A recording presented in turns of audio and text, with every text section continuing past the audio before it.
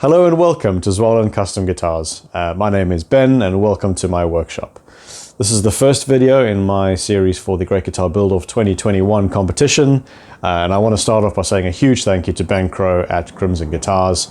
Love the competition, really excited to be doing this, so huge thank you. By the way, you did say, Ben, that you like to watch all the videos. Prove it, leave me a comment to say hi. Cheers. A couple things to note before I get going. My wife is due to bring our first child into the world. Today is actually the due date. So hopefully I'll get this video out before things go down. But between kind of now and the end of the competition, videos might be a bit sporadic. We'll have to kind of see how it goes, but I'm definitely determined to get this done. One more thing, the lights in my workshop, I've got fluorescence unfortunately, which is a bit flickery. I'll do what I can in post, but it is what it is, I'm afraid. I'll do what I can. Without further ado though, let's head to the workbench and I'll talk about my build. Alright, so let's have a look at the designs for my build. As you can see, it's very much based on the Gibson Firebird. There'll be a couple of things that are not quite exactly matching the original, in that I won't be having a scratch plate here, and so there won't be a toggle switch to switch between the pickups. I'll probably put that closer down here towards the rest of the controls. But other than that, it's pretty similar. It'll be 22 fret with a 24 3/4 inch scale length. So yeah, let's talk about the woods that I'm going to be using. So for the body, the whole idea of the build is that it's going to be based on a geode. A geode being kind of a rock which looks fairly plain on the outside, maybe with a couple of hints of something interesting on the inside. But really, when you turn it over and you kind of look inside it, you see the inside, these crystals growing, and something that looks quite special. And that's what I'm going to be trying to do. So for the body itself, I'm going to be using a piece of ash, which is a single piece, but it is unfortunately cupped, so I'm going to have to kind of flatten that out properly. But a single piece of ash that I'm going to be using for the body. And what I'm going to be doing with this is I'm going to start off by staining it with lots of different colors. So I'm going to be going with like blotches of kind of red and blue and purple and all sort of colors that I can that I've got to stain the body. I'm then going to take kind of tissue paper, crumple it up into a ball, and then use black and brown stain to almost cover it up. Not sort of paint over it so you can't see the colors really. I want to kind of cover most of it, but so that you can just kind of see a little bit of color kind of peeking through here and there, to look, just look interesting. So you can kind of see there's something going on the inside. What I'm then going to do is I'm going to be using, I'm going to try and carve in some veins, which I'll then use gold leaf and silver leaf to kind of line the veins. So, and then fill those with clear epoxy so that you kind of got a nice smooth finish. But the idea, again, being that you've got this plain looking guitar at the back, the outside of a rock, but you can kind of see there's something going on the inside that might be interesting. So that'll be the body and the outside, what you would see from the back of the guitar. For the top, what I wanted to do was something a little different. Is I really wanted the, if you're thinking of a geode, you can kind of, around the sides, you can sort of see the outside of the rock. And that's what I want to plan to do on this one, is I'm going to have the top that I plan to attach to the front of the guitar. I want to sort of inlay it into the ash so that you can actually see the outline of the back of the guitar around the top, which will also obviously be staying that same kind of black dark color, but actually have the top inlaid into it. And what I plan to use for that is I have this piece of amazing red mallee, all the way from Australia, probably one of the most unique pieces of wood I've ever seen. But basically what it is it turns this most gorgeous red color, like this bright vibrant red. And the grain pattern, the sort of burled red mallee, makes it almost look like it's cavernous, like it looks alive almost. So the idea that I want to have is that when you look at this guitar, you see the outside of the rock, but then when you as you look into it, you see the inside. The geode itself is this almost living organism, and you see all these cavernous things inside. So this should hopefully turn like a really like a vibrant red color when it's oiled, and should hopefully look really, really like a bright red color. So that'll be the top that I'll be inlaying into the guitar. And I'm hoping that's going to be complemented quite nicely with mostly gold hardware. So I'll have, on the headstock as well, but, I'll have the gold pickups. I'll be making my own pickup surrounds. I'll have a tunematic bridge, and I'll have a through-strung, so I'll have some ferrules on the, instead of a tailpiece. So that's the other difference, that a normal Firebird would have a tailpiece, whereas I'll be through-strung.